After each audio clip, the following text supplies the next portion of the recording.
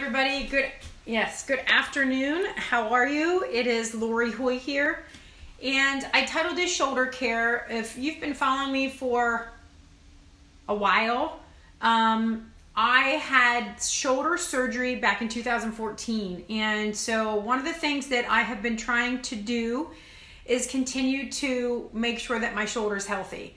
And I was reminded today, there was someone that had reached out to me about adding me to my newsletter that I'm going to be starting to send out this coming week. And she was talking about, excuse me, having a frozen shoulder. And it made me remember back to when I had my surgery. And so I thought I would just come in and share with you guys. I know that as we age, things start to feel different, is all I'm going to say. No, it is not normal for us to have aches and pains, but the thing that was going on with me was it from a previous injury that I had had years prior, and the fact that I wasn't eating properly and whatnot. Now, before I go any further, I'm always going to say to you, I am not a doctor. Always consult your doctor on any of these exercises I'm going to share with you, but they are things that I researched when I was having the issues I was having, okay? And I want to share with you just a couple different exercises that might help relieve some of the pain that you have if you are someone that has any kind of shoulder pain, okay? First and foremost, when I went to see my doctor, I had tried cortisone shots several times, and then it just kept getting aggravated over time. And it was years of time. And basically what had happened was the initial injury was I was in the pool, and someone was on a big round raft. And of course, I was challenged to knock him off the raft. So I went up under, and I did one of these. Now, the person that was on the raft didn't weigh much more than I did at the time, but it was just that motion. And when I went to see my doctor about it, because it instantly hurt and I could not move it for 3 days, like literally couldn't lift it this way, nothing. And my doctor at the time said, "Did you ever injure this shoulder before?" And I said, "No." He was telling me that I had some calcium deposits. Have no clue. And that sometimes people just get them, whether I injured and I calcify. Basically what happens is when you injure yourself, your body reacts to that injury, sending lots of extra blood. Inflammation happens, but inflammation is supposed to go away after time, right? But constant inflammation isn't always the best thing for our body. Again, not a doctor, just from my experience. So one of the things that I didn't know about in 2014 was nutrition, but what I did do is I wanted to avoid surgery at all costs, because at the time he said he was going to have to tear my rotator cuff to get to that. I didn't have a torn rotator cuff. It felt like it, but all the things, right? So if you've ever had rotator cuff surgery, you know what I'm talking about. But my aggravation came when I was doing simple tasks like making the bed. For me, when I put on the top sheet, I fluff it like that. Well, I fluffed like that one day and I went right to the floor. My shoulder hurt so bad. And then, of course, I went to see the doctor, and did I slow down? I did, but not as much as he wanted me to, and I was still teaching classes, even modified. And when I went back before, had decided about surgery, I barely could lift my arm. It was probably like to here. Couldn't lift it any further without pain. And I remember him taking a hold of my arm and trying to force it higher, and there was just no. And if he would have pushed any harder, I probably would have slapped him because it hurt really bad. I do remember that. And so my shoulder was frozen. And when he told me the length of surgery that I would possibly have to have, I started researching like a madwoman. Like on Google every day, trying to find how to avoid surgery because I'd never had surgery before. I was really nervous, really scared, knew that, the worst case scenario was I'd have rotator surgery. I'm in a brace like this for however many weeks, then physical therapy, and I don't know about you guys, but I don't really care for pain. So it wasn't anything I really wanted to do. So I was looking online and I found a couple really simple exercises that I did religiously when I found out I had to have surgery. One, I couldn't move my arm, and he told me if you do not get better range of motion by the time surgery gets here, you won't have it after surgery, okay? So I had probably limited my, I don't even know what percentage. I'm not even gonna guess. I mean, if I could only lift here, I couldn't lift to the side, I couldn't rotate or turn anything. So I had limited motion in my arm. So anyway, there were 2 exercises that I found. It was from a research center in the UK, and I don't remember, and I apologize for that. But this was we're almost 5 years ago now, because October would be 5 years that I'd had the surgery. But there were 2 exercises that I thought were really easy to do, and I did them 3 times a day, and I'm just going to share them with you guys. And hopefully, if you are someone that's suffering from a little bit of stiffness in your shoulder, you have some aggravation or pain or whatnot, that you can try these without having to go to physical therapy or just maybe to even gain back some range of motion, okay? The first exercise was this, simple shoulder shrugs. That's it.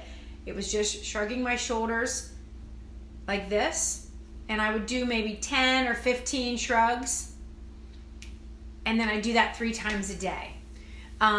And then the other exercise that I think that really helped me for sure was, I don't even know, it's kind of like a static exercise, but basically what you do is whatever affected arm it is, you hang, you bend over at the waist and you let that limb hang. So it was my right shoulder, okay?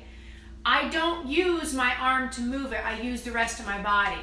And what you do is you rotate your arm in clockwise direction, 10 rotations or 10 circles, and then you do it backwards 10 times or counterclockwise, and then I did that 3 times a day. So basically it was I hung my arm down without any tension at all. I mean, it's jello. And I just would let my body do the circular motion 10 times, and then I let it stop after 10, and then I'd go the other way.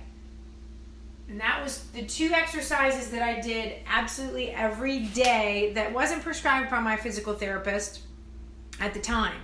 Now there are 3 other exercises that two other exercises that I would do faithfully. He told me to do them 2 times a day, and I did them 3 because I wanted my arm to move, okay?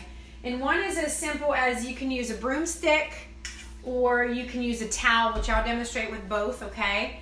And I'm sure, like I said, always check with your doctor, chiropractor, whatever, because I go to see my chiropractor and she gives me all kinds of exercises. So you have to have a long enough stick that your arms are out, right? And I laid down on the floor, so I'm going to show you standing. I laid down on the floor and I would just raise the stick over my head, I actually had a broomstick without the broom on the bottom. And so again, laying on the floor, okay? So if I'm standing, I could probably take it back further than I would if I was laying on the floor. So believe me, when I started this was it.